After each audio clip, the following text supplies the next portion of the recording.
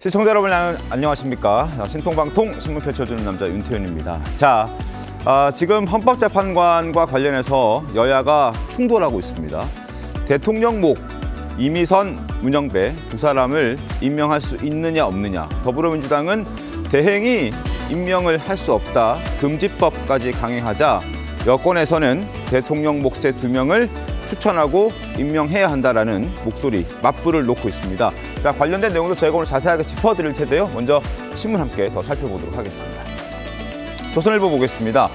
자, 법조계에서는 지금 여러 논란들이 많다 보니까 이런 목소리가 나오고 있습니다. 자, 후임 2명과 마흔역을 함께 임명해라. 그래서 구인 체제 완성해서 지금 정당성 확보하고 신중한 결론 내려라, 이런 얘기가 나오고 있습니다.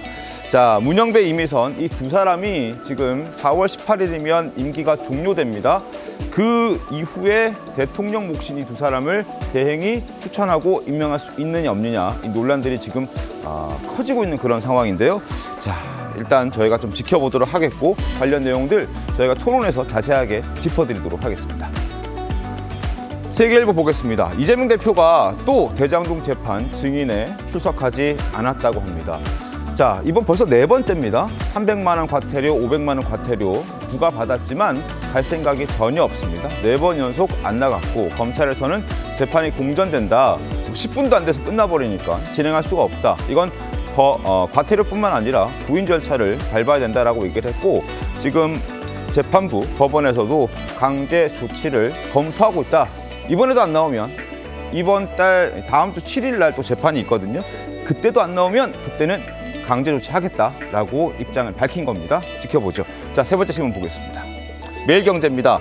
코스피가 2,500선이 붕괴됐습니다. 지금 2,480선 이렇게 되고 있는데, 미국의 상호 관세 그리고 공매도가 재개되면서 아시아 증시에 블랙 먼데이가 찾아왔다라는 다소 안 좋은 소식이 좀 전해졌습니다. 자, 세 번째 신문 살펴봤고요. 네 번째 신문 보겠습니다. 한겨레입니다. 미얀마 강진의 피해가 점점 커지고 있습니다. 사망자 이미 3,000명 넘어섰다고 합니다. 구조대가 제대로 구조 역할을 할 수 없다고 합니다. 인프라가 워낙 열악하고 규모가 워낙 컸기 때문에 구조 장비가 없어서 코끼리까지 동원을 하는 그런 상황이고, 병원도 한계가 있고, 부상자라든지 시신을 과연 어디에 둬야 될지 둘 곳이 없어서 그냥 길에 방치한다라는 얘기도 전해지고 있거든요. 상황이 굉장히 안 좋습니다. 지켜보죠. 자, 신문 살펴봐 드렸습니다. 지금까지 신문 펼쳐주는 남자였습니다. 오늘 신통방통은 이른 아침 들어온 속보로 문을 열도록 하겠습니다. 장제원 전 국민의힘 의원이 어젯밤 숨진 채 발견됐습니다. 장 전 의원은 비서 성폭력 혐의로 최근까지 경찰 수사를 받고 있던 상황이었는데요. 송학고 평론가님, 네. 밤사이에 무슨 일이 있었던 겁니까? 네, 어제 밤 11시 45분에 서울 강동구에 있는 한 오피스텔에서 장제원 전 의원이 숨진 채 발견이 됐어요. 그런데 일단 경찰에서는 타살 혐의는 없다는 입장이고, 네. 근데 최근에 장제원 전 의원이 이제 피소가 됐죠. 네. 그때 2015년에 부산의 한 대학의 부총장으로 있을 때 여비서를 성폭행을 했다고 해서 준강강치상죄로 지금 피소가 된 상황이고, 장제원 전 의원도 경찰에서 조사를 받았죠. 조사를 받았는데 일단 혐의를 부인을 했는데, 원래 오늘 오전 10시에 고소인 쪽에서 기자회견을 할 예정이었어요. 네. 그리고 어떤 관련 자료도 제시를 한다, 이런 말이 나오는 상황에서 어젯밤에 그런 선택을 한 걸로 지금 확인이 되고 있습니다. 현장에서는 유서도 발견됐다고 하는데 그 정확한 내용은 아직까지는 전해지지 않고 있습니다. 장제원 전 의원, 국민의힘 3선 중진 의원 출신이자 또 친윤의 핵심으로 꼽힌 정치인이기도 했습니다. 지난 총선에서는 백의종군하겠다면서 불출마를 선언하고 물러나 있었는데요. 그때 모습 다시 한번 보겠습니다. 운명이라 생각합니다. 저는 22대 국회의원 총선에 출마하지 않겠습니다. 가슴이 많이 아픕니다. 오직 저를 믿고 한결같이 응원해 주신 사상구민께 죄송한 마음 때문입니다. 제가 가진 마지막을 내어놓습니다. 이제 떠납니다. 버려짐이 아니라 뿌려짐이라고 믿습니다. 윤기천 변호사님, 이게 지금 이런 상황 속에서 장제원 의원이 정치 일선에서 물러나 있었습니다. 그런데 지금 말씀 주셨듯이 다시 뉴스에 나왔던 것이 과거 성폭력 사건 때문이었고, 어제 한 보도에서는 영상이 공개되기도 했었어요. 그러니까 이게 뭐 영상 공개하고 그다음에 아마 변호인 측에서 뭐 보도자료 비슷한 것을 냈던 걸로 알고 있습니다. 그러니까 조사를 쭉 받아오고 본인이 이제 부인하던 거와 달리 그런 영상이나 아니면 보도자료 등을 통해서 국민께는 이제 각인이 되게 되겠죠. 이게 장재원 의원의 부인에도 불구하고 범죄가 인정되는 것처럼 그런 식의 이제 인상이 심어지기 때문에 아마 그런 여러 가지를 고민을 했던 것으로 보이고 어쨌든 뭐 자세한 내용은 모르겠습니다만 많이 안타깝고요. 네.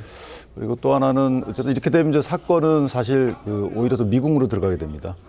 공소권 없으면 처분이 되기 때문에 실제로 민사 소송이 제기돼서 만약에 이제 유족을 상대로 한 민사 소송이 될 수는 있습니다.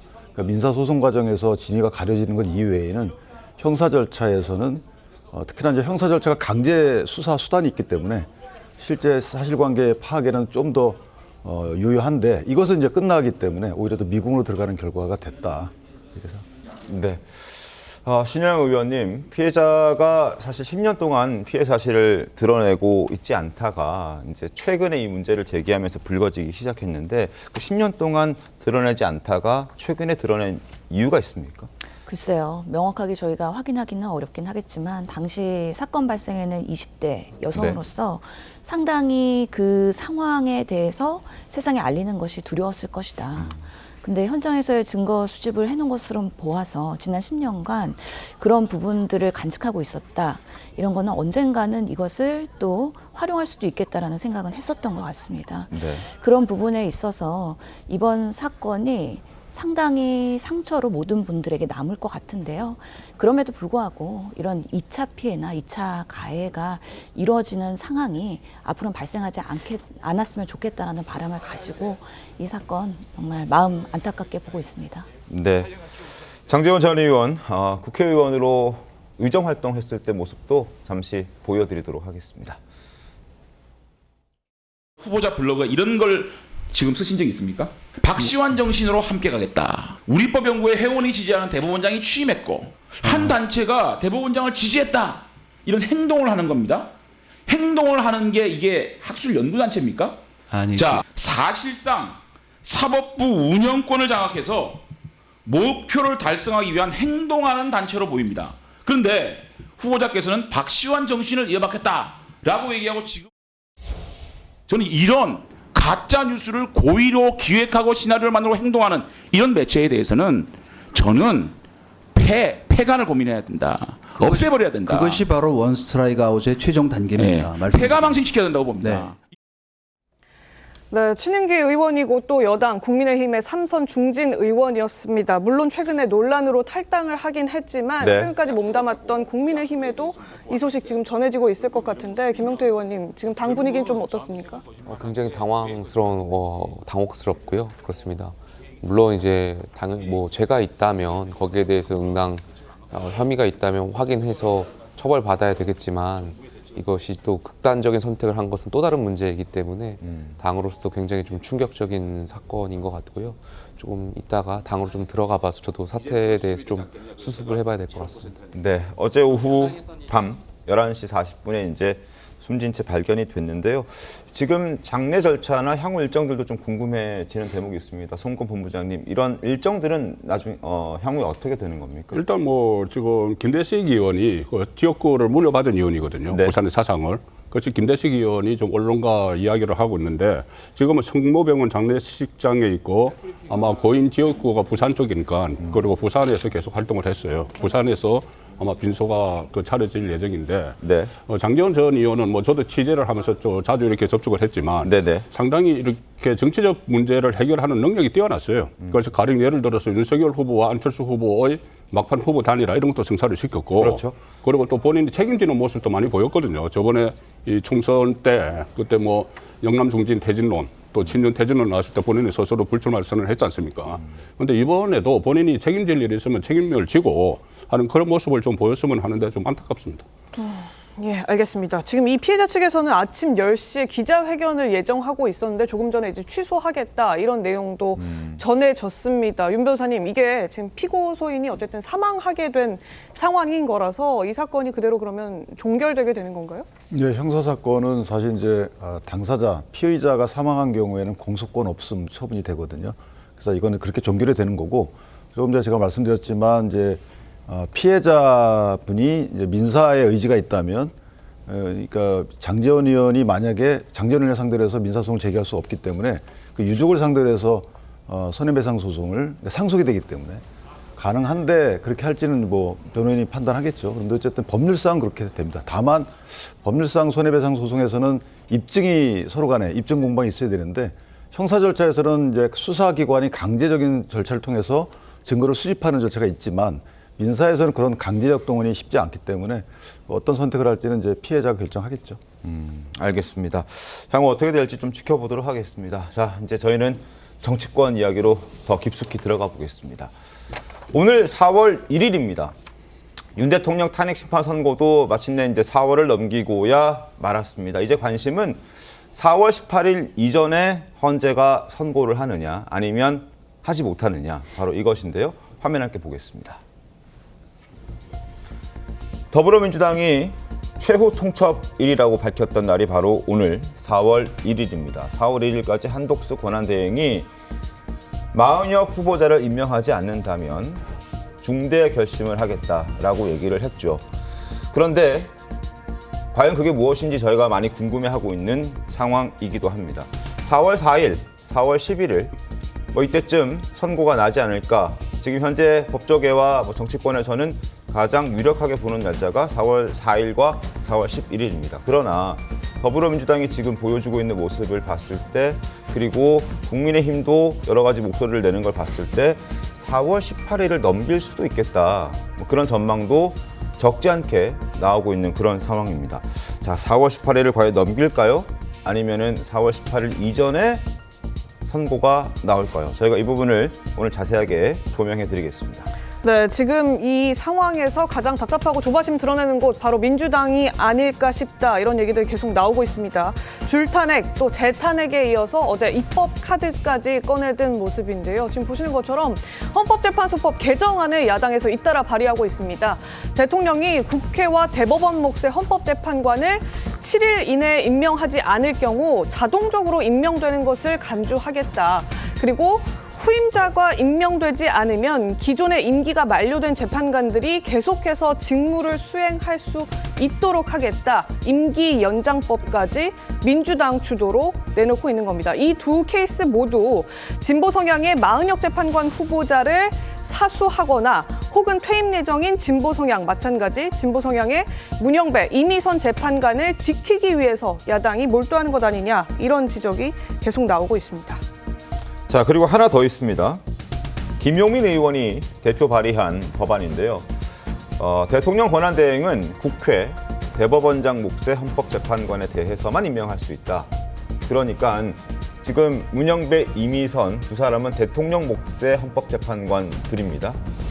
대행이 대통령 대행을 한다 손 치더라도 대통령 몫의 헌법재판관을 추천하거나 임명할 수 없다. 그러니까 한독수 대행의 권한 행사를 막기 위한 법안 아니냐, 이런 지적이 나오고 있고, 이 역시 문영배, 이미선 두 헌법재판관을 지키기 위한 것이다라는 지적도 국민의힘에서는 제기하고 있는 상황입니다. 아직 본회의 의결에 붙여지지 않아서 물론 어떻게 될지는 지켜봐야겠습니다만, 민주당이 사실 맘만 먹으면 국회 문턱이야 쉽게 넘길 수 있는 건 다들 잘 아시죠? 그리고 누가 봐도 퇴임을 앞둔 이 문영배, 이미선 두 재판관을 지키고, 또 이제 더불어민주당 입장에서는 반드시 들어왔으면 좋겠는 그런 마은혁 후보자를 임명하기 위한 법안이라고 보는 시각이 많습니다. 자, 윤기찬 변호사님 어떻게 좀 보셨습니까? 저는 저런 법안들을 추진하는 배경을 좀 생각해 봐야 된다고 보는데, 물론 이제 본인들이 입맛에 맞는 그런 판결을 이끌어내기 위함이잖아요. 그런데 저렇게 특정 재판관들은 더 임기를 연장시키고, 또 특정 성향이나 예상되는 재판관들은 임명 못되게 하고, 이렇게 하는 이유가 뭘까라고 생각해 보면 이미 내부 정보를 어느 정도 알고 있다는 전제를 세울 수밖에 없어요. 네. 그렇지 않으면 예를 들면 이미선 재판관과 문 권한대행 입장이 어떻다는 걸 알지 않는다면 네. 저렇게 임기 연장을 하지 않을 거 아니겠습니까? 저희 일반적인 상식에 따르면 물론 그분들을 임명 과정을 저희가 알아서 추단할 수 있지만, 네. 전임 또 재판 그 결정 내용을 보고 추단할 수도 있겠지만, 정확히 알지 못하면 윤 대통령에 대한 탄핵 심판 그 평의 과정에서 어떤 말을 했는지 이걸 토대해서 어떤 의견을 갖고 있는지에 대해서 또 판결 절차 때 어떤 의견을 낼지에 대해서 만약에 정확한 정보를 알고 있지 못하다면 저렇게 할까요? 그러니까 민주당 입장에서는 정확한 정보를 알고 있는 거죠.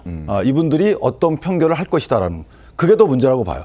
따라서 판결 내용을 예상되는 판결 내용을 알고 이 사람은 더 연장시키고 내가 원하는 판결 내용을 하지 않을 분들은 빼고 이런 재판부 구성에 관여하는 입법이 이게 가능한 건가요? 저는 일단 그게 문제고 물론 일반적인 내용을 보더라도 저런 입법 내용은 다 위헌입니다. 네. 헌재 재판관 임기라는 것은 6년으로 정해져 있고 그다음에 6년 단위로 연장할 수 있는 것이지 중간에 뭐 2, 3개월, 3, 4개월 내 입맛에 맞으면 그렇게 연장해 줄게 이런 입법은 불가능한 겁니다. 그다음에 권한대행이 임명하지 못하게 하는 임명권을 제한하는 부분도 이것도 불가능한 거예요. 네. 따라서 위헌적 입법이라는 부분은 저희가 그건 당연한 거고 저런 입법을 추진할 수 있는 이 배경 정보를 어떻게 알게 됐는지 그 배경 정보에 대해서 또 저런 판단할 수 있는 그런 민주당의 태도 저는 글쎄요 이런 태도를 계속 유지한다면 저는 위헌정당이라는 소리를 들을 수밖에 없다 개인적으로. 그래서. 지금 지적해 주신 것처럼 위헌의 논란이 있고 역풍 가능성도 농후한데 그럼에도 불구하고 더불어민주당이 이렇게까지 하는 데는 이유가 있겠죠. 바로 이것 때문이 아닐까라는 생각을 해봅니다. 화면 함께 보시죠. 현재 정치권과 법조계에서는 헌재가 선고를 이렇게 30여칠 동안 장기간 숙고하고 선고를 내리지 못하는 데는 5대3이기 때문에 그럴 것이다 라고 판단하고 해석하는 게 보편적입니다. 지금 중론입니다. 자, 그런데 여기에서 이미선, 문영배 두 사람이 빠지고 한독수 권한대행이 대통령 몫으로 2명을 임명한다면 보수 성향의 재판관들이 임명될 가능성이 높고 그러면 지금 현재 5대3 한 명에 따라서 인용 기각을 논할 걸 지금 3대5가 되어버리는 것이죠. 그러면 이건 뭐 따지지도 않고 기각이 나오는 상황입니다. 그렇다 손 치고 만약에 마은혁 후보자까지 임명을 해주겠다.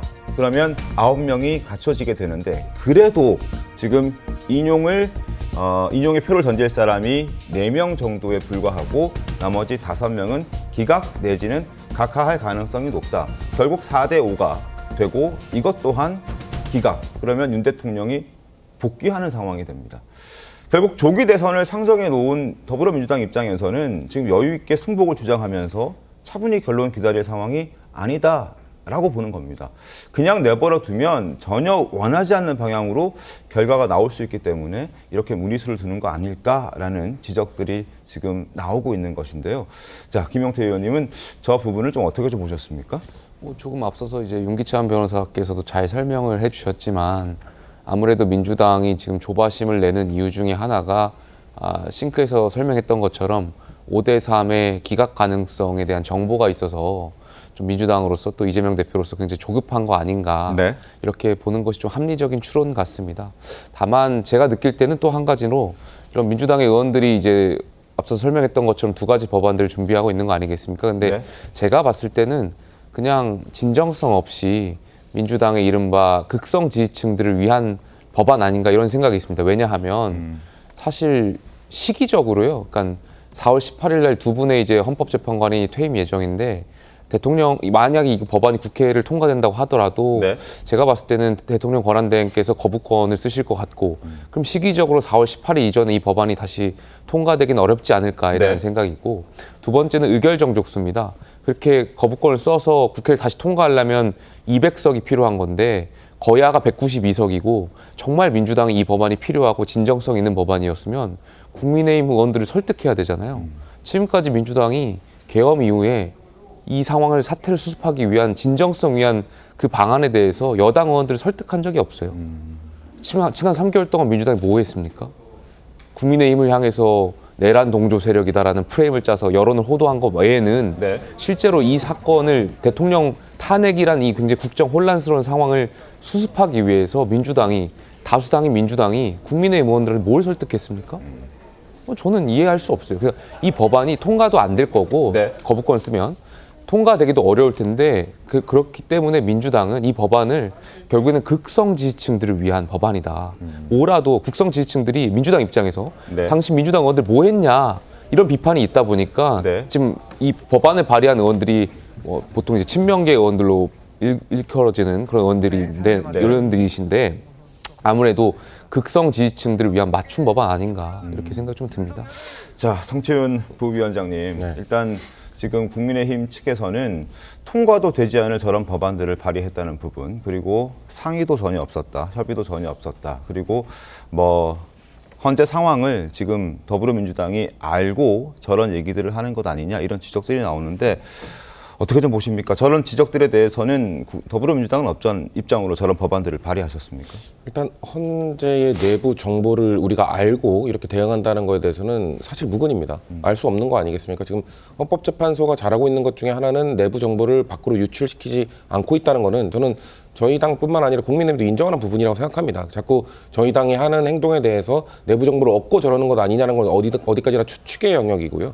헌법재판소는 지금 철저하게 보안을 지키면서 저는 진행을 하고 있다고 생각을 하고 그러면서 저희가 자꾸 뭐 위헌적인 법률을 내는 것 아니냐. 민주당 입장에서는 지금 정부가 위헌적인 정부인 겁니다. 위헌 정당을 논할 게 아니라 위헌 정부인 상황인 겁니다. 헌법재판소에서 지금 국회의 권한을 행정부가 침해하고 있다라는 판단을 내려줬음에도 불구하고 한 달이 넘도록 이걸 이행하지 않고 있는 정부야말로 위헌 정부인 건데 그러면은 사실 법적으로 이걸 어떻게 대응할 것인가. 대한민국 법에는 이런 상황일 때 어떻게 하라고 그 절차가 나와 있지 않습니다. 왜냐하면은 한 번도 지금 헌정 이래 이렇게 헌법재판소의 판결을 이행하지 않은 국가기관이 없었기 때문이죠. 그렇기 때문에 이런 상황에서 다양한 아이디어들이 나오고 있는 겁니다. 우리는 이런 상황에서 어떻게 대처해야 될까? 지금 법안들을 여러 개 말씀해 주셨는데 그런 법안들 역시 당 차원에서 이걸 결정한 것이 아니라 초선 의원들 아니면 뭐 여러 의원들의 중심으로 이런 방법이라도 써야지 지금 위헌 정부인 상황 그 정부가 헌법을 지키지 않고 있는 상황을 헤쳐나갈 수 있는 것 아니겠냐는 아이디어 차원에서 나오고 있는 것이고요.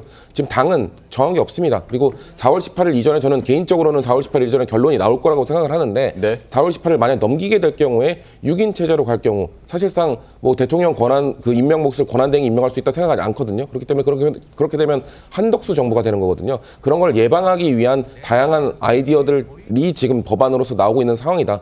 저는 마은혁 재판관을 임명한다면 그리고 4월 18일 이전에 결론이 나온다면 이 모든 논란은 끝날 거라 생각합니다. 그렇기 때문에 헌법재판소나 아니면 한덕수 권한대행이 결단을 내려주기만 한다면 이런 뭐 위헌이다 아니다의 논쟁은 다 끝날 수 있다는 생각을 하고 있습니다. 그러면 이런 법안을 만들어주면 민주당이 법안 발의를 해주면 저희 진정성을 믿을 수 있을 것 같아요.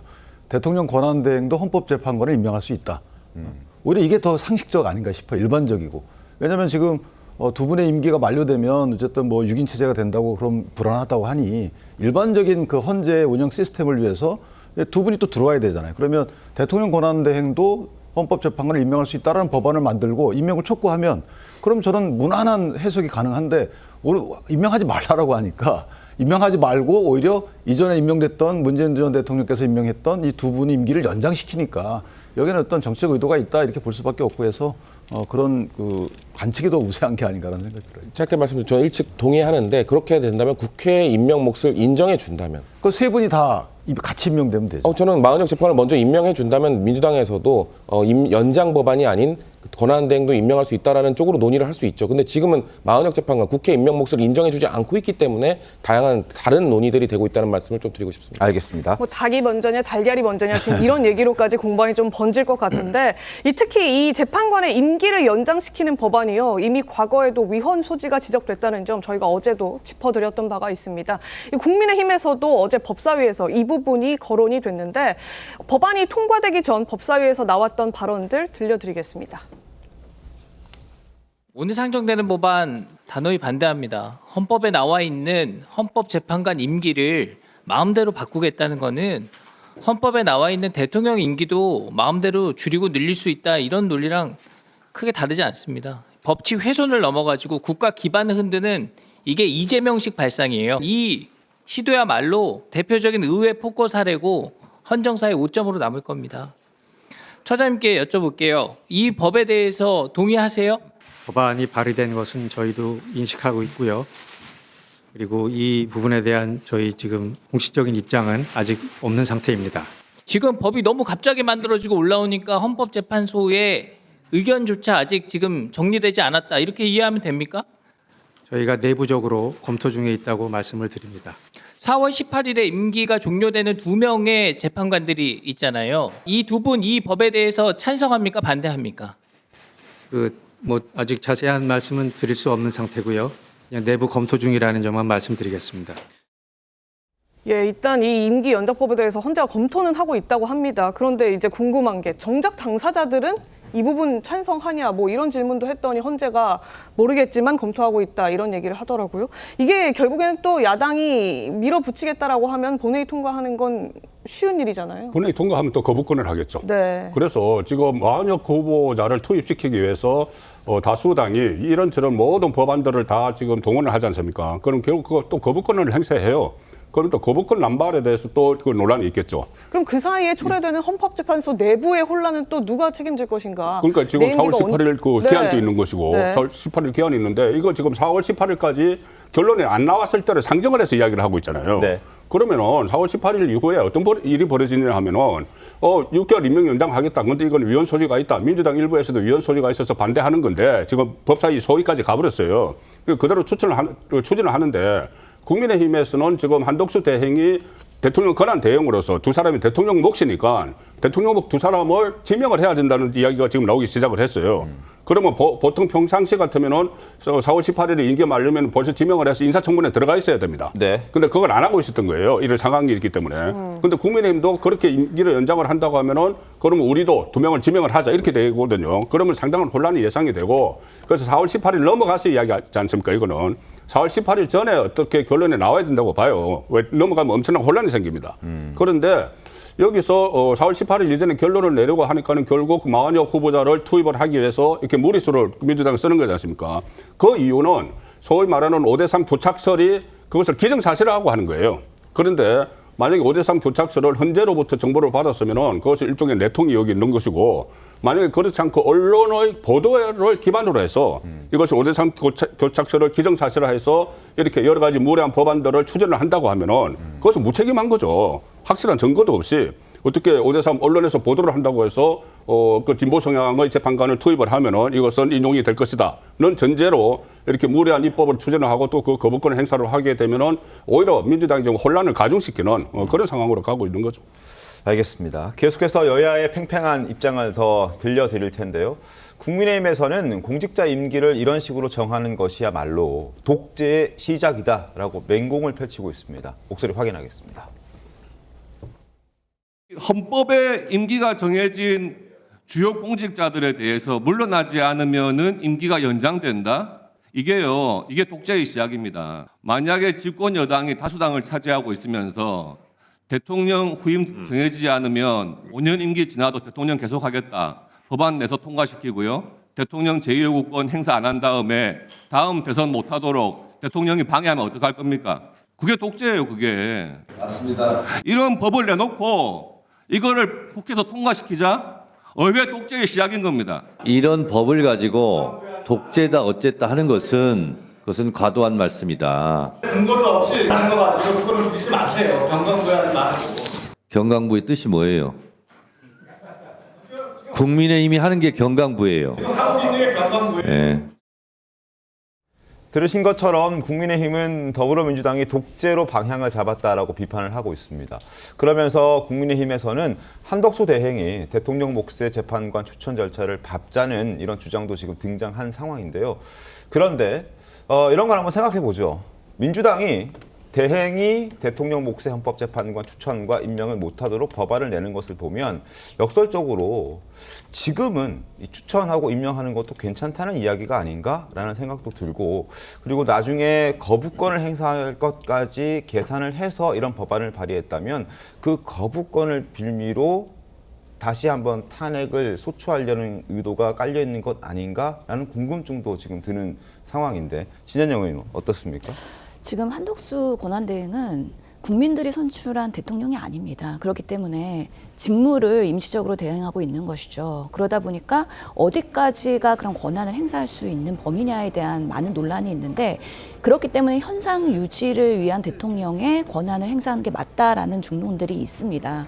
그럼에도 불구하고 지금 대통령 목의 추천권을 헌재 재판관을 임명할 수 있느냐, 만약에 정말 그 상황까지 간다 그러면 또 대한민국이 다시 한번 분열이 되면서 한덕수 총리 권한대행이 임명해야 된다 말아야 된다 상당한 또 공방으로 가게 될 것이고요. 당연히 만약에 그래도 임명을 하게 된다 그러면 국회에서 인사청문회 해야 되지 않습니까? 네. 그 상황에서 여야가 어떻게 청문회 날짜를 합의를 하고 그리고 인사검증을 할 수 있겠습니까? 결국에는 계속해서 지금의 그런 윤석열 대통령으로 인한 비상계엄에 국가가 반으로 뽀개지는 이런 분열의 상황을 더 악화되는 방향으로밖에 우리 정치권이 갈 수 없다라는 것을 미연에 방지하기 위해서 민주당은 여러 가지 가능성과 시나리오를 가지고서는 사실 법안을 발의하고 있는 것이거든요. 그렇기 때문에 이것이 마치 독재나 뭐 입법 권한의 남용으로 비춰지는 건 저는 정당하지 않다. 정말 대한민국이 이 상황을 수습하기 위해서는 여야가 뭔가 합의를 하고 협의를 해야 되는데 정치가 실종되면서 지금 이런 극단까지 가고 있는 거 아니겠습니까? 그런 면에서 정말 바라는 거는 막장까지는 가지 말자. 그러면서 양쪽에서의 그런 계속 지금 재난 상황에서의 만나고 협의하는 부분들이 있어야 될 텐데요. 정치가 실종된 결과고요. 만약에 이렇게 된다 그러면 5대 3이 되든 뭐 3대 5가 되든 4대 4가 되든 그 결과를 어떻게 국민들이 그 결과를 수용할 수 있겠습니까? 마치 이게 판결이 난 이후에도 대한민국은 분열과 갈등의 반목으로밖에 갈 수밖에 없기 때문에 지금 이 상황에서 네 탓이냐 내 탓이냐 그래서 법을 발의해야 되냐 말아야 되냐 이런 것들을 논의하는 것보다 빠르게 그러면 탄핵이 어떻게 수습될 수 있을지에 대해서 헌재가 심리를 빨리 할 수 있도록 계속해서 얘기하고 그 결과를 기다리는 것이 지금으로서는 최선의 상황이지 않는가라는 생각도 해봅니다. 그러게요. 이제 엄연히 결과를 기다리면 되는 상황인데 계속 이제 어떤 결과가 나올지를 예측할 수 없고 양당이 너무 두렵다 보니까 서로 이제 억제할 수 있고 서로의 전망을 덮을 수 있는 새로운 법안들을 입법하면서 지금 윤석열 대통령 선고를 기다리는 자세, 강공 자세를 보이고 있다. 이런 지적들도 같이 나오는 것 같습니다. 그래서 말인데 김용태 의원님, 이게 지금 마은혁 재판관 임명 문제, 거기에 더해서 대통령 권한대행이 임명할 수 있는 몫의 재판관 2명 문제, 이게 지금 막 상충되면서 협치를 해야 된다, 말아야 된다 얘기가 나오는데 지금 법조 일각에서는 애초에 첫 단추가 좀 잘못 끼어져 있었다. 마은혁 재판관 그 당시에 여야가 좀 합의를 해서 제3의 인물을 새롭게 추천을 했으면 지금의 이 마은혁 재판관 추가 충원해야 된다라는 논란 벌어지지 않을 수 있었던 것 아니냐 이런 지적도 나온다고 하더라고요. 그렇습니다. 신은영 전 의원님께서 지적해 주셨던 것처럼 여야가 대화 타협을 통해서 이 문제를 해결해야 되는데 사실 지난 3개월 동안 그런 게 없었죠. 네. 그리고 실제로 지금 민주당 같은 경우에는 박찬대 원내대표께서 저희 당하고 대화 협치 이런 걸 하기보다는 광화문에 나가 계셔가지고 집회를 계속 하시는 거 아니겠습니까? 그러니까 이 문제를 결과적으로 해결하려면 아까도 말씀드렸지만 법안을 통과시키고 싶다면 여당 의원들을 설득하거나 이 법안이 정말 중요한 법안이다. 이런 진정성 있는 대화를 하셔야 되는데 그런 게 전혀 찾아볼 수 없는 것이죠. 예, 알겠습니다. 이 민주당은 어제 마은혁 재판관 후보자 임명을 보류 중인 한덕수 대통령 권한대행에게 이재명 대표가 전화 연락을 했다는 사실 갑작스럽게 공개했습니다. 먼저 민주당 한민수 대변인의 설명 들어보겠습니다. 민주당 이재명 당대표께서 오늘 한덕수 대통령 권한대행에게 여러 차례에 걸쳐 만나기를 회동을 제안했습니다. 하지만 지금까지 한덕수 대행은 답이 없습니다. 이재명 대표는 오전부터 전화 2번, 문자 1번을 한덕수 대행에게 보냈습니다. 하지만 한 대행은 제1야당 대표의 이런 전화와 문자에 일절 답을 하지 않습니다. 이에 대해서 총리실 이런 입장 내놨습니다. 현재 권한대행은 통상전쟁 대응과 또 이재민 지원대책 지휘를 국정 최우선에 놓고 있다. 현안에 우선적으로 대응한 이후에 이재명 대표 등과의 면담에 대해서 검토를 하겠다. 이런 입장을 지금 내놓은 상태입니다.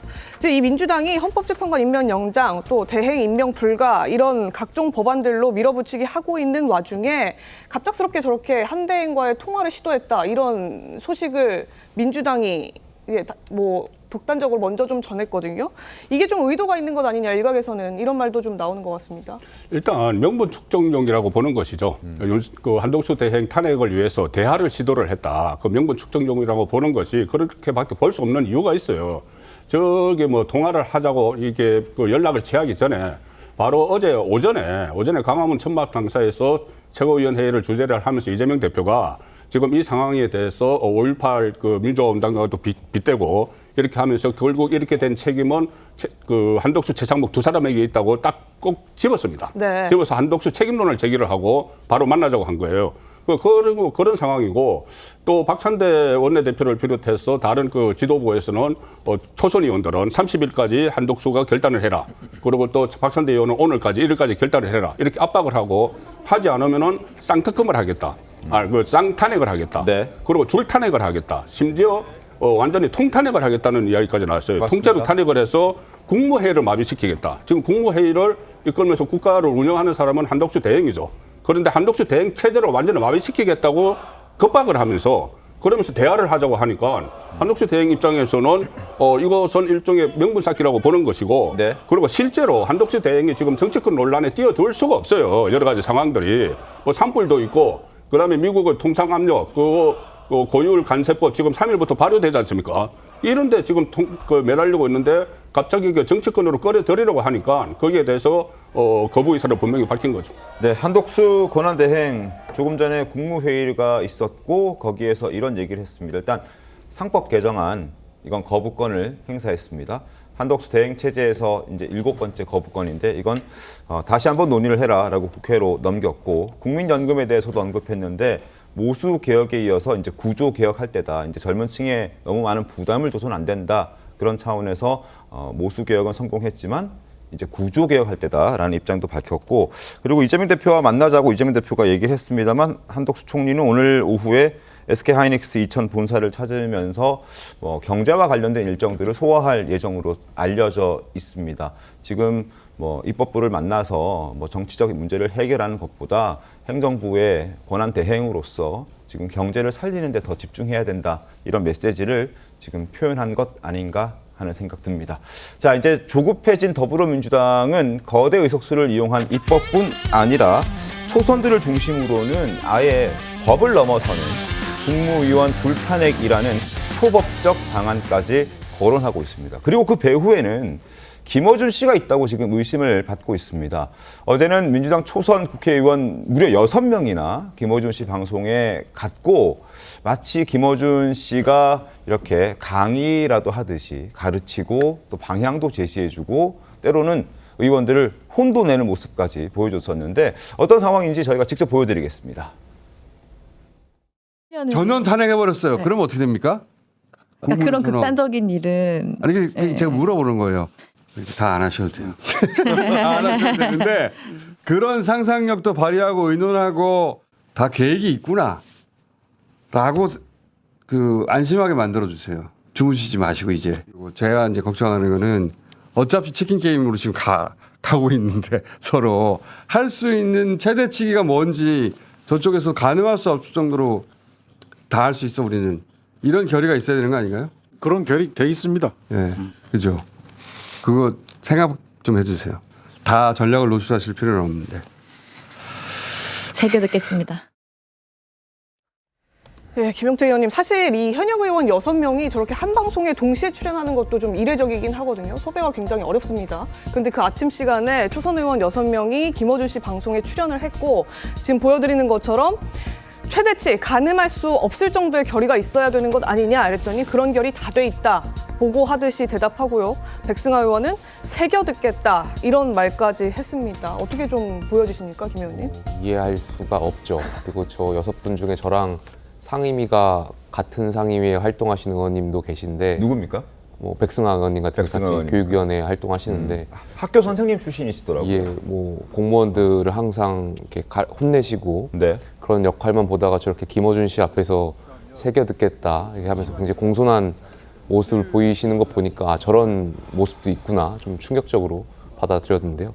글쎄요, 저는 국회의원들이 특정 뭐 유튜브에 나가서 저렇게 이 상황에 대해서 저렇게 다 같이 뭐 특정인이 말하는 발언에 대해서 지금 상황에서 저렇게 하는 것 자체가 국민들에 대한 신의나 신뢰를 깨버리는 행위라고 생각이 들고요. 지금은 계속 말씀드렸지만 대화와 타협을 통해서 정말 우리가 지금 굉장히 혼란스러운 상황인 거잖아요. 네. 여야가 지혜를 모아야 할 텐데 글쎄요, 민주당 의원들이 계속 바깥에서만 활동하려고 하다 보니까 좀 안타까운 마음이 좀 매우 큽니다. 그러니까요. 김원준 씨가 대단하긴 한 것 같아요. 저렇게 의원 6명을 한 자리에 불러 모으는 것도 쉽지는 않았을 테고, 그리고 의원들이 저렇게 6명이 모였는데도 한 사람도 김원준 씨의 주장에 대해서 이건 좀 잘못됐다라고 지적하는 사람이 없었습니다. 자, 여기 혹시 오늘 출연해 주신 분들 중에 김원준 씨 방송 출연해 보신 적 있으신 분 있나요? 저는 출연했죠. 출연해 보신 적 있어요? 코로나 때 여러 번 출연을 했고요. 아, 그래요? 정말 저렇게 좀 카리스마가 있나요? 뭐 이렇게 주장을 하거나 말을 하면 그냥 그렇게 네, 알겠습니다. 새겨 듣겠습니다. 말을 할 정도의 그런 분위기인가요? 저 스튜디오 분위기가? 그런 김어준 씨가 발언을 하면 그거에 대해서 그래도 국회의원이라고 하면 독립된 헌법기관이고 국민을 대표하는 1인이지 않겠습니까? 네.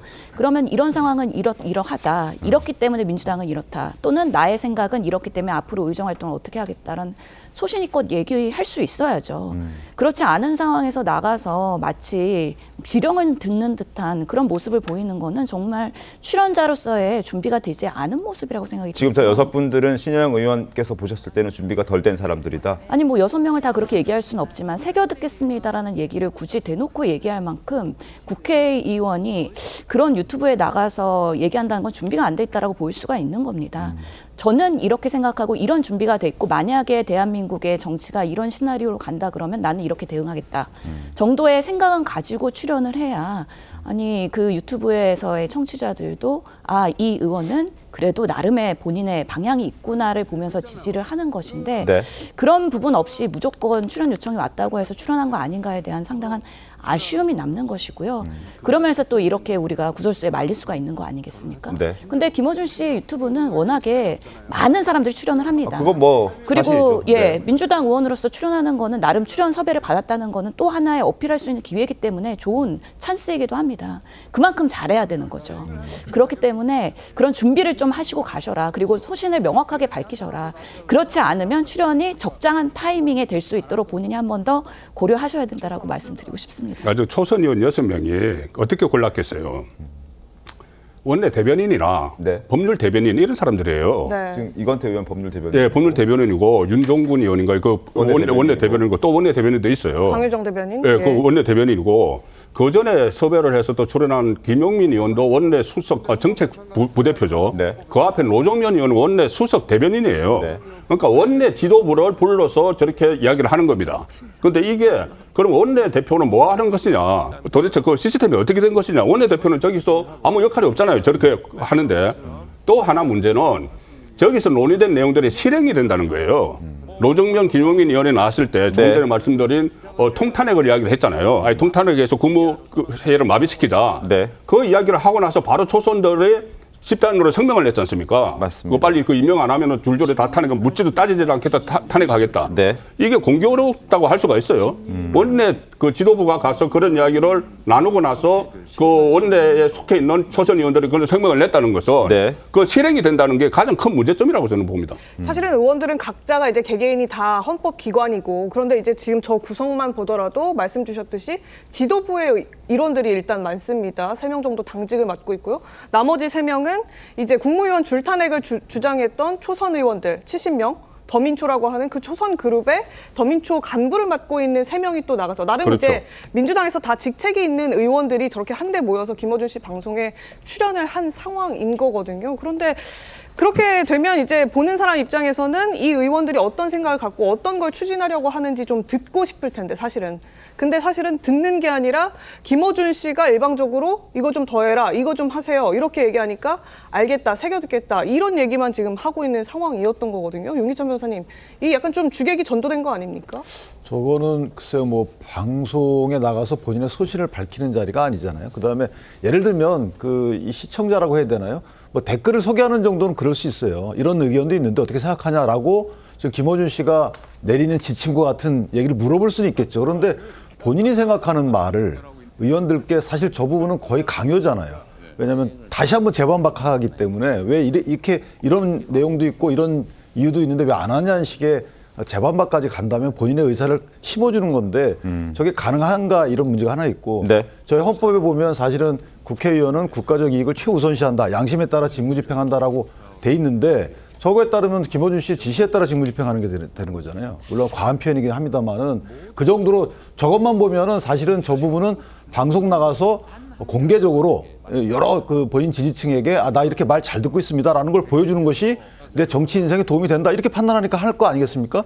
안 그러면 저분들이 개개 헌법기관들이 저기 나가서 저 시간에 뭐 하겠습니까? 그러니까 본인들은 분명히 정치적으로 저렇게 하는 것이 유리하다라고 판단했기 때문에 기분 나쁜 말도 듣고 새겨 듣겠다는 말도 하는 거 아니겠어요? 그러면 도대체 대한민국 국회의원들은 어떻게 선출되길래 저런 식의 모욕적인 상황도 나의 정치력을 위해서 감수하는 것이 내 정치 상황이 좋다. 이렇게 되면 또 뽑히는 거니까. 이런 그 대의 정치를 완전히 말살시키는 거죠. 이 부분은 대의 정치라는 게 뭐냐면 국민들의 잠재적인 이익을 위해서 내 판단에 앞장서서 하는 거잖아요. 그런데 만약에 저와 같이 김어준 씨가 만약에 어떤 이해관계에 얽혀서 그런 말을 하게 되면 그것도 따라야 됩니까? 그러니까 이런 식의 뭔가 진행 시스템이나 선발 시스템에 좀 문제가 있지 않은가 이렇게 저는 생각합니다. 짧게 보충 설명을 좀 드리고 싶은데요. 네. 그럼에도 불구하고 저기 초선 의원들 6명이 나가서 얘기한 거는 명확하지 않았지 않습니까? 지금 당에 뭔가 당직을 맡고 있다 그러면 사실은 섣불리 얘기했다가 오히려 민주당의 중론으로 오해될 수 있기 때문에 그래서 본인들이 톤다운한 모습일 수도 있습니다. 그리고 네. 초선이기 때문에 아직 1년도 안 된 정치인이잖아요. 그렇기 때문에 그런 부분에서의 조금은 어설프긴 해도 순수한 모습이 비춰진 거다. 그리고 김어준 씨에 의해서 지령을 받는다 이런 것들은 저는 프레임이라고 보고요. 의원들이 그렇게 간단치 않습니다. 알겠습니다. 앞으로 더 성장할 거라고 봅니다. 네. 물론 이 지적들이 나오고 있죠. 개개인의 헌법기관임에도 불구하고 김어준 씨의 말을 지시처럼 따른다, 뭐 주도한다, 뭐 받든다, 뭐 이런 모습들이 지금 등장하고 있어서 지적들이 나오는 것인데 실제로 지금 그런 상황들이 좀 펼쳐지기도 했었습니다. 국민의힘에서는 김어준 씨가 연쇄 탄핵 지령을 내리고 있다. 그리고 실제로 몇 시간 뒤에 더불어민주당 초선 의원 70명은 그 얘기를 고스란히 공개적으로 언급한 적이 있습니다. 그래서 내란 음모 혐의로 국민의힘에서는 이 야당 의원들, 김어준 씨 포함해서 이재명 대표까지 고발을 했습니다. 목소리 확인하겠습니다. 마은혁 임명을 하지 않으면 국무위원 전원을 연쇄 탄핵하겠다고 발표를 했습니다. 미리 그것을 계획적으로 발표한 내란 선전선동과 내란 음모죄 또 협박을 했기 때문에 강요 미수죄로 오늘 민주당 의원들과 함께 또 이재명 대표와 이 사실을 부추긴 방송인 김어준 씨에 대해서도 함께 고발을 하였습니다. 방송인 김어준 씨가 누구도 생각 못했던 연쇄 탄핵이라는 것을 꺼내 들어서 국민들에게 협박하듯이 지령을 내리고 자, 그리고 김어준 씨는 이런 얘기도 했습니다. 야당이 거부권에 막힐 것들만 하고 있다. 그러면서 의원들 면전에서 헌법재판관도 탄핵할 수 있는 것 아니냐? 이러한 상상력을 좀 발휘해봐라. 라면서 가르치듯 이야기를 합니다. 영상 보시죠. 그러니까 헌재 재판소도 또 한편으로는 지금 사람들이 이제 분노의 대상이 점점 되어가고 있죠. 헌법수호가 아니라 그 성향에 따라 이재명 대통령만은 막아야 돼 하고 3명이 똘똘 뭉쳐버리면 어떡하지? 그분들은 그러지 않을 거라고 믿고 지금까지 기다리고 있었는데 그럼 어떡하지? 그러면 그 헌법재판관들도 탄핵해야 되는 거 아닌가? 이런 생각도 한단 말이죠. 근데 헌법재판관은 탄핵하지 말라고 헌법에 써 있지 않잖아야 그런 상상력도 발휘해야 되는 거 아닙니까 이제는? 저희가 생각보다 지금 플랜 C, D, E까지 다 지도부는 생각은 하고 있어요. 각자 머릿속에 여러 가지 상상들이 있는데 그러니까 말 못하시는 건 아는데 입 밖으로 꺼낼 수가 없는 얘기. 저는 입 밖 헌법재판관 탄핵이라 최후의 헌법수호 기관까지 건드려라. 이런 걸 얘기해주고 알려준 것 아닌가라는 생각도 드는데요. 만약 실현된다면 헌재가 스스로 자기들의 탄핵 심판을 하게 되는 초유의 사태까지 벌어지게 되는 것 아니겠습니까? 김용태 의원님, 저런 지적들이 어떻게 보셨습니까? 민주당은 그 사법부 판사들한테만 관대하고 나머지 분들한테만 너무 막 하시는 것 같아요. 그러니까 이재명 대표와 관련된 혐의들이 있어서 그런지 판사 탄핵은 입 밖에도 꺼내지 못하는 것 같고 어떻게 헌법재판관 탄핵까지 염두하실지 도저히 이해가 되지 않고 조금 전에 이제 그 김어준 씨 방송 나가서 하는 거에 대해서 많은 패널 분들의 비판들이 있었는데 반대로 생각했을 때 저도 이제 비대위 위원입니다. 네. 저희 당의 당직을 맡고 있는 지도부가 예를 들면 보수 쪽 유튜브에 나가서 저런 모습을 보여주고 있다면 민주당에서 뭐라고 했겠습니까? 그러니까 저희도 지금 이 상황과 관련해서 지지층들한테 비판을 많이 받고 있습니다. 네. 언제 앞으로 나와라. 가령 뭐 관저 앞으로 나와라. 네. 근데 그럼에도 불구하고 저희 권영세 비대위나 권성동 원내대표나 저나 지금 지도부가 균형을 잡고 있는 것은 어떤 그 상황에서의 국가 공동체를 고민하는 그 함의가 들어가 있다고 생각해요. 근데 야당은 지금 보면은 그런 국가 공동체에 대한 고민이 없어요. 그냥 지지층만을 위한 정치, 지지층한테 뭔가 달래기 위한 정치만, 눈치 보기 위한 정치. 그러다 보니까 아까 대의제가 실종됐다라는 말씀도 해주신 거 아니겠습니까? 좀 굉장히 심각하다고 느껴져요. 네. 그러니까 민주당이 글쎄요, 그러니까 지금 이 상황 굉장히 계엄 이후에 굉장히 심각한 상황들 맞이하고 있는데 민주당 국회의원들이 정말 왜 정치를 하시는지에 대한 본질적인 고민을 해봐야 될 시점 아닌가 생각이 듭니다. 김어준 씨가 헌법재판관들 탄핵 이야기한 거 이거 간과하면 안 됩니다.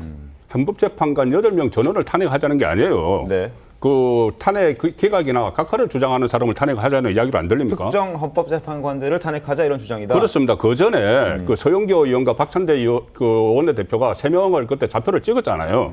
정영식, 조한창, 김복형 이름을 다 이야기를 해서 좌표를 찍었습니다. 그 좌표를 찍고 나서 김어준 씨가 그러면 헌법재판관 탄핵한다는 그 발상을 왜 못하느냐 이렇게 했어요.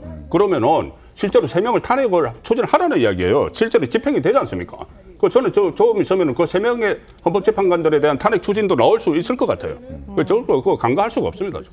그러게요, 성부위원장님. 지금 이게 광장만 바라보는 정치를 네. 민주당이 하고 있다. 그러면서 재판관 지금 탄핵시키는 거 지난번에 국무위원 줄탄핵 얘기한 거 실제 실현되듯이 지금 이것도 실현될 수 있고 표적 탄핵이 될 수도 있다. 이런 우려인데 어떻게 생각하십니까? 아니요, 뭐 헌법재판관 탄핵 소추는 그냥 김어준 씨 개인의 그냥 상상력에 의한 얘기일 뿐이고요. 아, 이건 실현이 안 됩니까? 실현이 못 됩니다. 네. 발의를 한들 못 됩니다. 왜 그렇겠습니까? 지금 8인 체제에서 뭐 기각, 뭐 각하로 예상되는 2-3명을 탄핵하잖아요.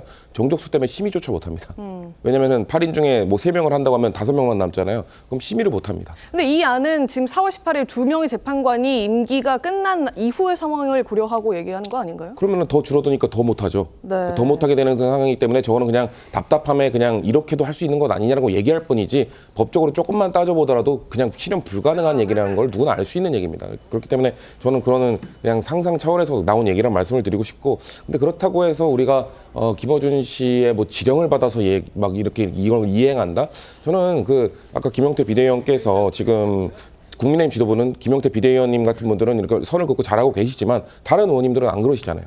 지금 뭐 예를 들면 전환길 씨가 계몽령 이야기하니까 국민의힘 많은 의원들이 막 계몽령 이야기하고 있고, 정광훈 씨가 국민저항권 이야기하니까 국민저항권 똑같이 또 국민의힘 의원들 얘기하고 있습니다.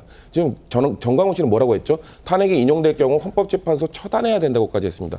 그런 분을 지금 그럼 지령받고 하는 겁니까? 윤상현 의원은 심지어 내일 있는 재보궐선거, 기초단체장 선거운동, 자유통일당 후보를 위해서 선거운동까지 하고 있거든요. 그러면은 국민의힘 의원들은 정광훈 씨의 지령을 받아서 행동하고 있는 의원님들인 건가요? 지도부에서 비대위에서 그런 분들에 대한 자제령이나 이런 것들 얘기 안 하고 계시잖아요. 그렇기 때문에 민주당에 대해서만 그렇게 지적할 게 아니라 지금 국민의힘도 지금 선을 넘는 의원들, 그런 정광훈 씨와 궤를 같이 하고 있는 의원들, 이런 분들에 대해서 분명하게 자제를 내리고 선을 그어야 되는데 그걸 안 하고 계시잖아요. 그렇기 때문에 민주당만 지적하기에는, 그리고 민주당이 그것 때문에 김어준 씨의 지령을 받고 있다고 얘기하기에는, 그런 같은 논리라면은 지금 국민의힘은 정광훈 씨의 지령을 받고 있는 정당이다. 저희는 그렇게 말씀드릴 수밖에 없습니다. 그렇기 때문에 너무 과한 얘기, 저렇게 그냥 개인 유튜브 채널에서 나오는 상상에 불과한 이야기들을 갖고 민주당이 그걸 이행하고 있다라고 말씀하시기에는 민주당 지도부도 충분히 다른 내용들을 다 좀 적절하게 고려를 하고 있다는 말씀을 드리고 싶습니다. 네, 알겠습니다. 그럼에도 불구하고 어제 뭐 새겨듣겠다, 잘 알아듣겠다 이런 반응이 또 나왔기 때문에 저희가 지금 보여드리고 있는 건데요. 이 김어준 씨가 민주당 의원들에게 미치는 영향력 어느 정도냐? 과거에 이런 일도 있었는데 직접 보여드리겠습니다. 네, 일어나서 얘기해야 되나요? 군기가 바짝 들어가. 이 지역구에서 계속 하세요. 그럼 계속해야지 어디로 가요? 그러니까.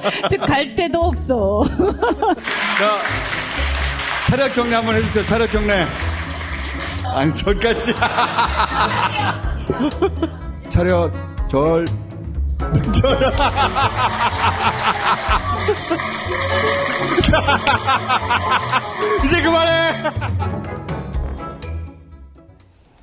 네, 네, 지금 이런 상황에서 민주당 한덕수 대행에게 제시한 데드라인 바로 오늘입니다. 오늘까지 결단하지 않으면 중대 결심하겠다 이런 예고했었죠. 민주당이 어제 쌍탄핵 일정을 잡았습니다. 지금 보시는 것처럼 오늘까지 마은혁 재판관 후보자 임명하지 않으면 1일부터 4일까지 본회의 개최를 지금 의결했는데 이 기간에 한덕수 대행 재탄핵을 할 수 있다. 이렇게 지금 쐐기를 박는 셈입니다. 이재명 대표도 가세했는데요. 권성동 원내대표 목소리와 같이 들어보겠습니다. 지금 이 대한민국의 혼란은 모두 최상목 전 권한대행 그리고 한덕수 현 대통령 권한대행으로부터 시작된 것입니다. 대한민국을 불안하게, 국민을 불안하게 만들고 있습니다. 반드시 그에 대한 책임을 물어야 하지 않겠습니까? 민주당에서 내각 총탄핵, 줄탄핵, 쌍탄핵 같은 얘기가 공공연히 나오고 있습니다. 이거는 이성을 상실했다고밖에 볼 수 없다. 자, 박찬대 원내대표는 중대결심의 시점까지 밝히진 않았지만 이재명 대표는 뭐 곧 할 것처럼 얘기를 했습니다. 화면 함께 보겠습니다. 자, 한덕수, 최상목, 자, 쌍탄핵 하겠다, 직무정지 하겠다, 책임을 묻겠다라는 게 이재명 대표의 워딩이었습니다. 만약에 최상목 권한대행까지, 최상목 총리까지 지금 탄핵하게 된다면 그 다음에는 이주호 사회부총리. 근데 이주호 사회부총리 뭐 안 한다고 얘기도 들리긴 합니다. 그러면은 이제 유상일, 지금 유상임 과기부 장관, 그리고 조태열 외교부 장관, 김영우 통일부 장관 순으로 가게 되고 그렇게 탄핵시켜버리면 21명의 의원, 국무위원들 가운데서 이제 10명밖에 남지 않습니다. 11명이 빠지게 되는 거죠.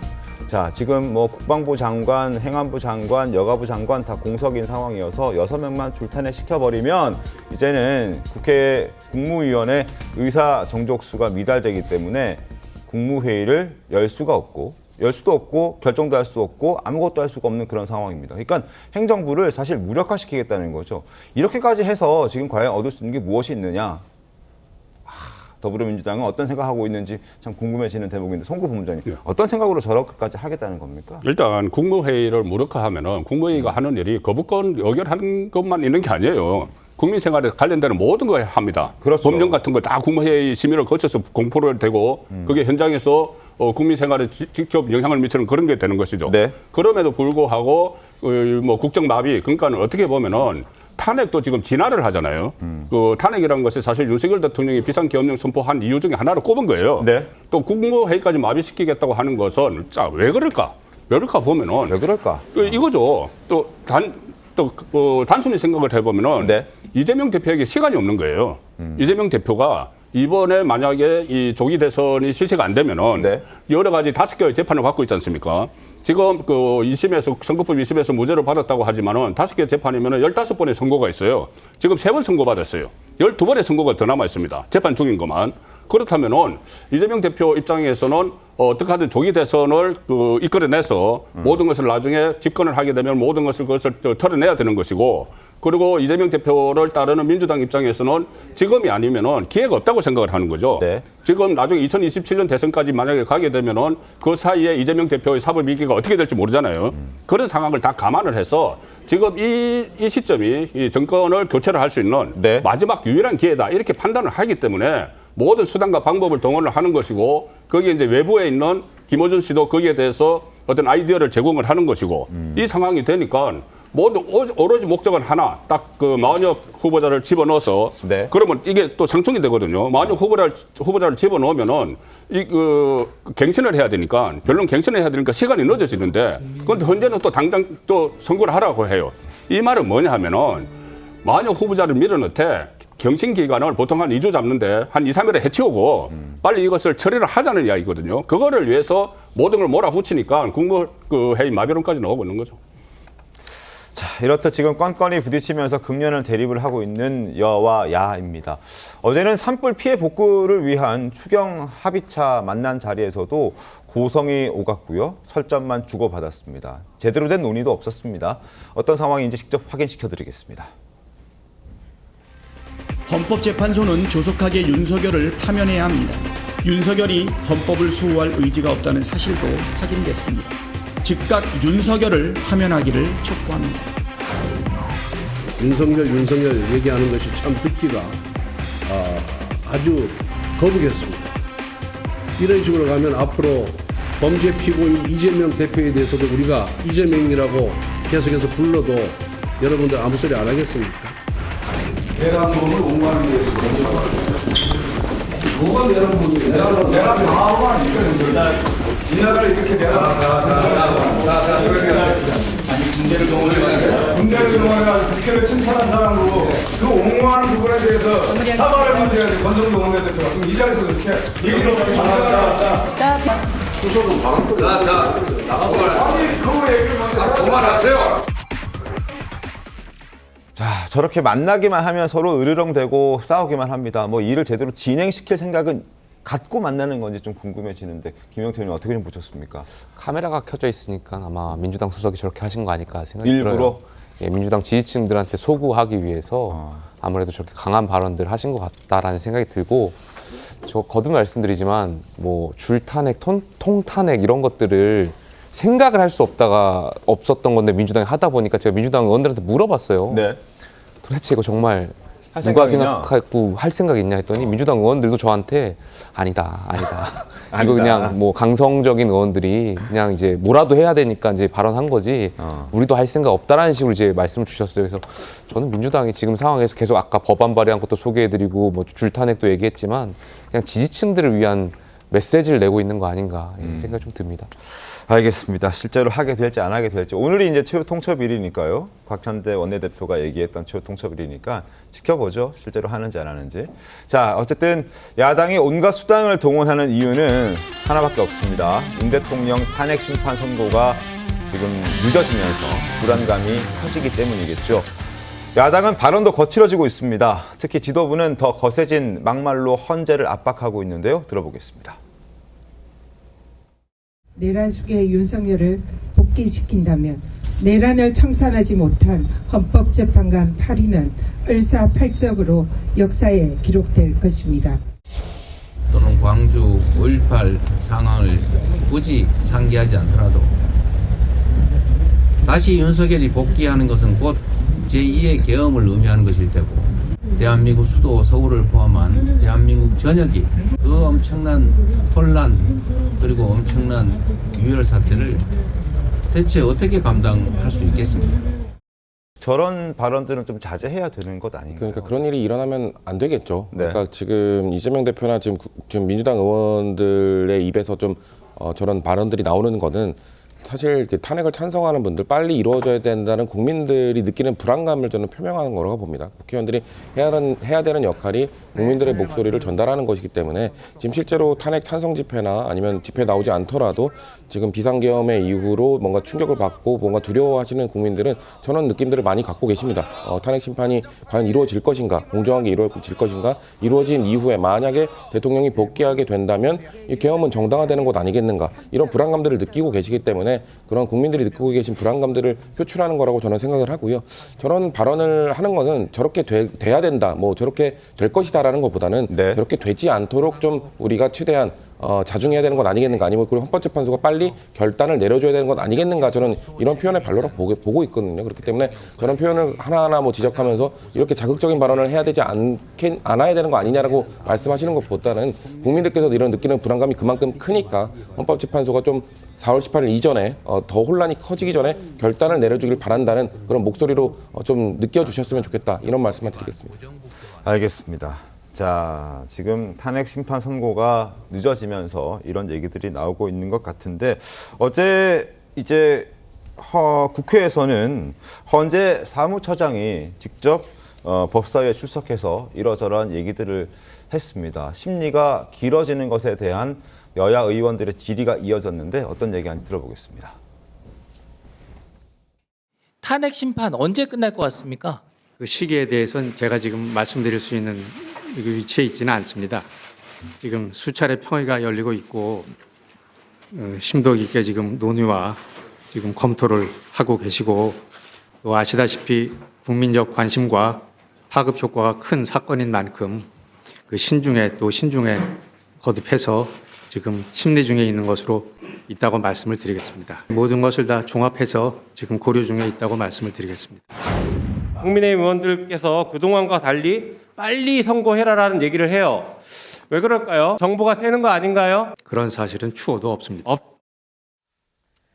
네, 정보가 새는 건 추호도 없다 이렇게 얘기도 했고요. 그리고 또 사건이 큰 만큼 신중에 또 신중을 거듭하고 있는 것이다. 선고 지연 이유에 대해서 일단 헌법재판소 사무처장은 이런 얘기를 해놨습니다. 윤기철 변호사님, 최근에 또 평의 시간이 좀 짧아지고 있다고 하더라고요. 이를 놓고도 좀 여러 가지 해석이 나오던데 이미 다 결정이 난 상태에서 협의가 안 되고 있는 것이다. 아니면 아예 개개인의 재판관들이 결정도 각자 못 내린 것이다. 뭐 여러 가지 해석이 있던데 어떻습니까? 결정을 내리지 못했기 때문에 아마 선고를 잡지 않는 거겠죠. 네. 근데 이제 사실 평의 시간을 준다는 부분은 이제 쟁점이 그만큼 줄었고 쟁점에 대해서 교착 상태이다라고 볼 수밖에 없고요. 그 교착 상태라는 것은 사실 평의를 거치면서 재판관 서로 간에는 어떠한 판결을 내릴 거다라는 예상은 상대방이 다 하죠. 그러니까 뭐 A, B, C 이 재판관들이 서로 어떤 생각을 갖고 있는지 다 알기 때문에 대략적으로 헌재 내에서는 어떻다는 정보는 있을 겁니다. 그런데 그 수준이 아마 선고를 못할 수준인 것 같고 예를 들면 저는 개인적으로 민주당에서 변론 재개를 지금 유도하는 것 같거든요. 마은혁 재판관 임명도 변론 재개를 위해서 물론 둘 다 쓰임새가 있지만 변론 재개를 해야지만 뭐가 진행이 될 것 같다라는 쟁점이 있겠죠. 그래서 아마 개인적인 생각은 변론 재개가 불가피하다고 생각하기 때문에 그 이후에 4월 18일 이후까지 지금 계획을 짜는 것 같아요. 그렇다면 재판관들 서로에게 강요할 수 없는 쟁점이 있는 것 같고 네. 그 쟁점에 대해서는 아직까지 명확한 뭐랄까 이동이 없는 거죠. 그렇기 때문에 이런 상태가 아닐까 싶고 이런 상태에 대해서 정치권이 물론 뭐 촉구할 수 있지만 저렇게 압박을 하면 안 되는 겁니다. 그리고 이재명 대표께서 저런 언행을 하시는 것이 본인에 대한 국민적 시각이 좋아지질 않아요. 왜냐하면 자, 입법권도 갖고 있는데 저렇게 자의적으로 행사하고 위헌적 입법을 한다는 이런 소리까지 비판까지 들어요. 근데 행정권까지 가져가게 되면 어떤 일이 초래될지에 대해서 국민이 그 고민을 더 하는 국민들이 더 많을 수 있다는 거죠. 그러니까 윤석열 대통령 대 이재명 대표를 놓고 볼 때 어느 분을 선택하는 것이 차라리 국가적 이익에 더 좋을 것인지 여기에 대한 생각은 다양한데 그 다양한 생각이 몰릴 수가 있다는 거죠. 그래서 우리가 저렇게 윤석열 대통령이 복귀하면 뭐 유혈 사태 이런 식의 말씀을 하시는 것이 저는 이재명 대표한테 정치적으로 더 안 좋을 수가 있다. 그래서 이전처럼 오히려 역할 분담하는 게 낫죠. 차라리 다른 의원들께서는 강성 발언하시고 본인은 저 미래를 위해서 여러 가지 해법을 제시하든가 비전을 제시하는 것이 더 나은 것이지 저렇게 조바심 느끼면서 하게 되면 저건 사실 이기심의 발로라고 해석이 되거든요. 내가 얼른 대선이 치러져 대통령이 돼야 되는데 지금 그걸 누군가 막고 있어. 막혀 있어. 얼른 치워야 돼. 수단과 방법을 가리지 않고 이런 식의 시그널로 익힐 여지가 있기 때문에 좀 저 부분은 조심하시는 게 낫다 이렇게 생각합니다. 알겠습니다. 자, 결정문을 써놨을까요? 이미 써놨다는 주장도 나오고 있습니다. 들어보겠습니다. 인용할 때의 결정문, 또 기각할 때의 결정문, 기타 여러 가지 결정문들, 핵심적인 결정문들은 미리 작성해서 그다음에 네. 그 결정문을 중심으로 토의하시는 경우가 많거든요. 예. 어떤 형태든지 결정문은 준비돼 있을 것이다라고 이제 볼 수 있고요. 대한민국 국민 5천만이 흔들리지 않는 시간을 골라야 되고 네. 그 시간이 언제인가를 두고 헌법재판소는 고민할 수밖에 없다라고 저는 보는 거예요. 재판관님들이 이 부분을 결정하는데 좀 난감한 상황 아니겠느냐. 제가 언론 보도를 보니까 평의가 거의 매일 열리다가 열리는 횟수도 줄어들고 열렸을 때의 시간도 뭐 1시간 30분 이렇게 단축되는 것으로 보도가 됐는데 그 보도는 사실입니까? 그 평의는 수시로 열리고 있고요. 또 필요할 때 항상 하고 있기 때문에 그렇게 이해해 주시면 되겠습니다. 황도수 교수의 목소리를 들어봤습니다. 자, 결정문은 뭐 써놨다는 주장을 지금 하고 있는 상황이고, 그리고 또 하나 시간도 굉장히 중요한 어떤 요소가 된다. 대한민국 국민 5천만 명이 흔들리지 않는 시간을 골라야 한다. 그리고 그 시간을 두고 헌재는 고민할 수밖에 없다. 이런 목소리가 지금 나온 겁니다. 송은권 본부장님. 5천만 국민들이 흔들리지 않는 시간은 언제일까요? 4월 18일 전일까요? 후일까요? 누구는 이제 납득할 수 있는 시간이겠죠. 납득할 수 있는 시간인데 그 시간이 언제인지는 좀 헌법재판관들 사이에서도 이견이 있는 것 같아요. 그 시간이 언제인지에 대해서조차도. 그래서 지금 조금 전에 그 헌재 사무처장에게 이런 거 저런 거 묻지만 사무처장은 알 수가 없어요. 헌법재판관들 일을. 네. 그런데 지금 헌재가 빨리 선고를 하지 않으려면은 아예 그 선고를 하는 게 가장 낫다고 보고 선고를 못할 사정이 있으면은 네. 그 못하는 사정이 뭔지 그러니까 구체적으로 말을 할 수 없지만 국민에게 지금쯤은 설명을 할 시점이라고 저는 봅니다. 네. 이게 너무 많은 억측들이 나오고 여러 가지 억측들 지금 뭐 결정문을 써놨다는 것도 있고 아직 뭐 평일도 안 끝났다는 것도 있고 뭐 여러 가지 주장들이 나오죠. 예, 한 나라의 대통령을 파면하는 문제예요. 이런데 이렇게 혼선이 있으면은 헌재가 왜 늦춰지는지 아직 결정을 못했다고 하든지 이야기를 해야 돼요. 그러지 않으니까 그 입법권을 막 활용을 해서 막 법안을 막 만들고 있잖아요. 네. 그 특히 그 두 사람 그 문영배 이미선 두 재판관의 임기를 연장한다. 그걸 6개월 연장한다 이렇게 하지 않습니까? 네. 근데 그 두 사람의 의지는 지금 뭔지 몰라요. 가령 예를 들어서 문영배 헌재소장 권한 대행은 뭐 여러 가지 억측대로 나오니까 그런 말까지 있어요. 본인이 선고하는데 부담이 있어서 4월 18일 기다린다는 말까지 있습니다. 그런데 본인은 그 부담이 있어서 퇴임을 하고 나가려고 하는데 민주당은 6개월을 더 연장을 시킨다는 거예요. 그러니까 이런 혼선들이 있기 때문에 그 헌재가 분명한 입장을 좀 밝히든지 아니면은 선고를 빨리 해야 된다고 봅니다. 그러게요. 선고 빨리 하든지 아니면 헌재가 중간 브리핑이라도 해서 좀 상황에 대한 설명을 좀 해줘라 이런 요청이신데 민주당에서는 좀 어떻게 예상하십니까? 헌재 선고 시점? 여야가 공히 빨리 이제는 선고해라라고 얘기하고 있지 않습니까? 그렇기 때문에 저는 5천만이 흔들리지 않는 시각은 4월 18일 이전이다. 그 이후에는 정말 2명이 만료되고 또 그러면 임명을 한 해 만에 엄청난 정치적인 진흙탕 싸움이 될 거라고 저는 보거든요. 그렇기 때문에 이제는 인용이 될 거라고 믿고 싶고 그렇지 않은 여러 가능성에 대해서도 이제는 어떤 결과가 나오더라도 여야가 다 승복하고 그 다음에 대한민국 재건을 위한 힘을 모으는데 그래도 한독수 대행의 역할도 매우 중요하고 이제는 좀 수습과 위기 회복을 위한 그런 시간으로 가야 된다고 저는 생각을 하는데요. 그런 부분에 있어서 우리 정치 여야 의원님들 정말 큰 막중한 책임감을 가지고 이 사안을 바라봐야 된다. 그래서 이럴 때일수록 말 한마디 한마디가 매우 무겁기 때문에 신중하실 필요가 있다라고 당부드리고 싶습니다. 알겠습니다. 자, 이번 주에 윤석열 대통령 선고가 내려지기 위해서는 오늘 혹은 내일쯤에는 일정 통지가 돼야 되는데 헌재의 입장을 저희가 기다려보겠습니다.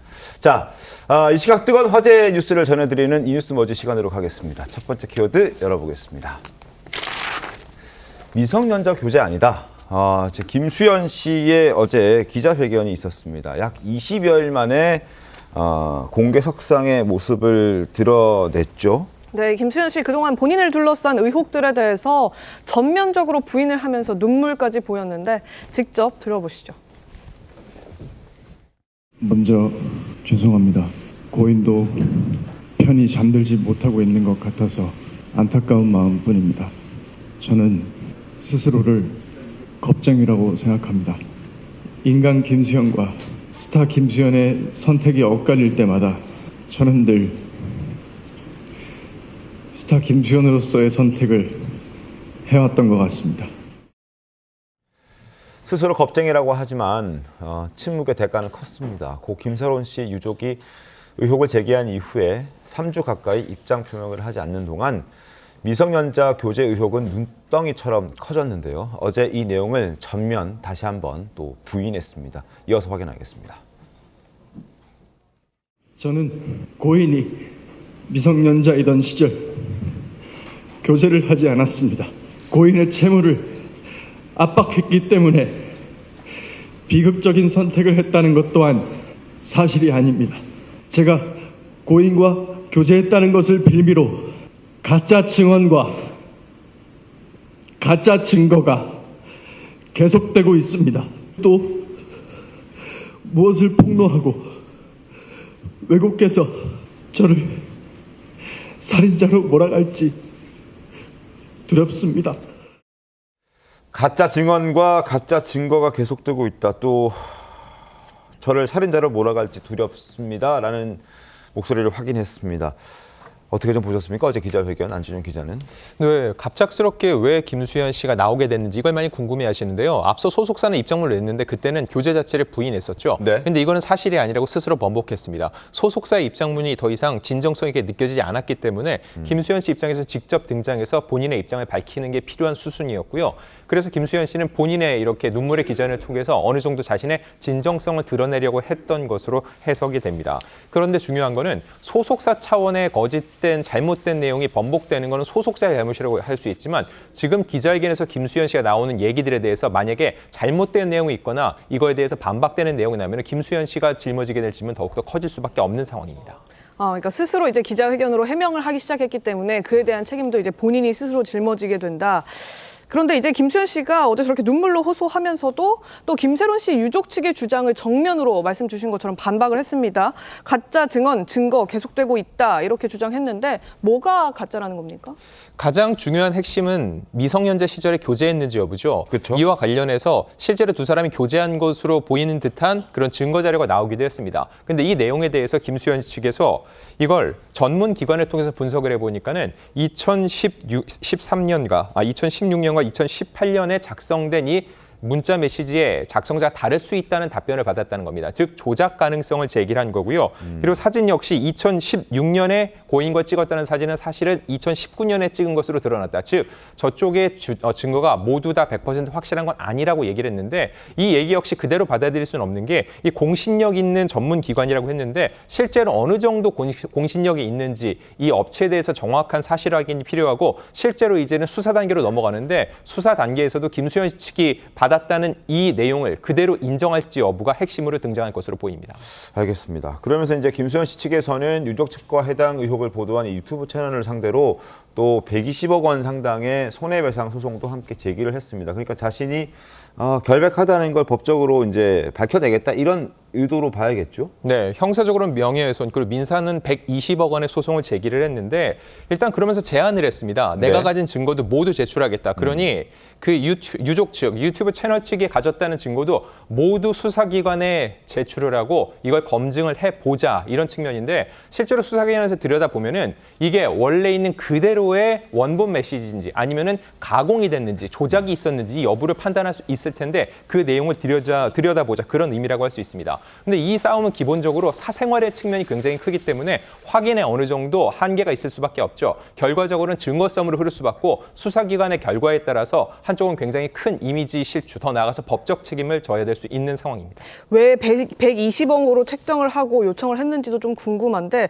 이 유튜브 채널 측은 혹시 이 기자회견 이후에 뭐 입장 추가적으로 나오는 게 있습니까? 네, 이거에 대해서 원래 유튜브 채널 측에서 현장 취재도 하겠다고 했는데 그건 이루어지지 않았고요. 추후 또 어제 방송이 이루어졌는데 몇 가지 또 사진이나 자료들은 공개를 했는데 이 120억 소송 이거에 대해서 구체적으로 어떤 식으로 대응하겠다고 아직 구체적인 전략은 얘기하지 않고 있는 상황입니다. 네, 뭐 유족들의 반응도 아직까지는 알려지지 않고 있는 그런 상황인 것 같은데 이 김수현 씨 기자회견을 바라보는 대중들의 시선도 엇갈리고 있습니다. 안 기자님 어떻죠? 일단 김수현 씨가 직접 목소리를 낸 거에 대해서는 늦었지만 본인 용기 있는 선택을 했다는 입장을 내고 있습니다. 왜냐하면 본인과 관련된 사안인데 계속 침묵을 지키는 게 능사는 아니기 때문이죠. 그리고 아울러 김수현 씨의 주장대로 법적 판단은 필요하다는 입장이 적지 않습니다. 왜냐하면 기본적으로 사생활 얘기이기 때문에 이걸 확실하게 누군가가 맞다 틀리다고 얘기해 줄 수 없기 때문이죠. 즉 수사기관에 확실한 증거에 따른 결과가 필요하다는 거고요. 당장의 이미지 쇄신은 어려울 것으로 보고 있고 또 하나 중요한 거는 현장에서 질의응답을 받지 않았다는 겁니다. 김수현 씨 측에서는 이게 이제 수사기관에서 수사 사항이기 때문에 질의응답을 받지 않았다고 하는데 도덕적 측면도 굉장히 큰 사안이니까 수사와 별개로 분명 취재진들이 던지고 싶은 질문이 많았었는데 이걸 받지 않았다는 것 때문에 반쪽 기자회견이라는 비판으로부터 자유로울 수 없는 상황입니다. 알겠습니다. 진실 공방 앞으로도 조금 더 계속될 것 같은 느낌이네요. 자, 다음 키워드 만나보겠습니다. KBO 전 경기 취소. 자, 왜 그럴까요? 지난 주말에 프로야구 경기를 보러 창원 야구장을 찾았다가 갑자기 지금 저희가 화면에 동그라미 쳐놨는데 철제 구조물이 떨어지면서 20대 여성이 큰 부상을 당했고 결국 숨지는 사망하는 그런 사고가 발생했기 때문입니다. 자, 어쩌다가 저 철제 구조물이 떨어지게 됐고 또 어느 정도 충격이 가해졌길래 안타깝게 사망하는 사고까지 이어졌습니까? 네, 지난달 29일 LG와 NC의 경기 중이었는데요. 3루 쪽에 있던 저 구조물이 갑작스럽게 떨어진 겁니다. 그래서 밑에 있던 3명의 시민을 덮친 건데 저게 알루미늄 소재인데 길이 2.6m, 폭 40cm, 무려 무게가 60kg이나 된다는 거죠. 이로 인해서 3명이 다쳤는데 그중에 1명은 머리를 크게 다쳤고 또 1명은 쇄골이 부러졌습니다. 나머지 1명 같은 경우는 비교적 경미한 부상인데 이 머리 부상을 당했던 이 A씨 같은 경우는 결국 치료 도중에 숨지고 말았습니다. 또 안타까운 건 이 쇄골을 다친 B씨 그리고 A씨 두 사람은 친자매였습니다. 친자매, 두 자매의 안타까운 죽음인데 이 구조물이 왜 여기에 설치됐는가 이 부분도 좀 의문이 생겨나더라고요. 사실 이 건물 외벽에 설치된 이유, 왜 설치됐는지, 누가 설치가 됐는지 이 부분은 수사를 통해서 밝혀져야 될 부분이라고 볼 수 있고요. 이게 구단도 마감 자재라는 것 외에는 아직까지는 정확히 어떤 용도로 쓰인 건지에 대해서 정확한 입장을 내놓지 않고 있는 상황입니다. 그래서 이 부분은 수사를 통해서 명명백백하게 밝혀져야 될 부분이라 할 수 있습니다. 그러게요. 결국에는 지금 구단에서 이 책임을 좀 물어야 한다. 그리고 입장을 좀 내야 한다. 사고 상황 정확하게 설명을 좀 해야 된다. 이런 요청들이 나오고 있는데 이 희생자에 대한 책임 그렇다면 구단이 일단 1차적으로 져야 되는 건가요? 네, 맞습니다. 이 부분에 대해서 책임 소재를 두고서 많은 이야기가 나오고 있습니다. 추후 경찰 조사를 통해서 확인을 하게 됐지만 일단은 저게 왜 설치가 됐는지 설치 이유를 확인해야 되겠고 그 다음에는 관리 주체가 누군지 저게 시설물 안에 있는데 창원 이 시설관리공단 그리고 또 NC 측에서 과연 누구에게 책임이 있는지 이 부분은 수사 과정에서 양쪽이 좀 다투면서 시시비비를 가릴 것으로 예상이 됩니다. 네, 고인의 명복을 빌겠습니다. 저희는 1분 후에 돌아오겠습니다. 신통방통 오늘 순서 여기까지입니다. 예, 저희는 내일 아침 8시 50분에 인사드리겠습니다. 고맙습니다.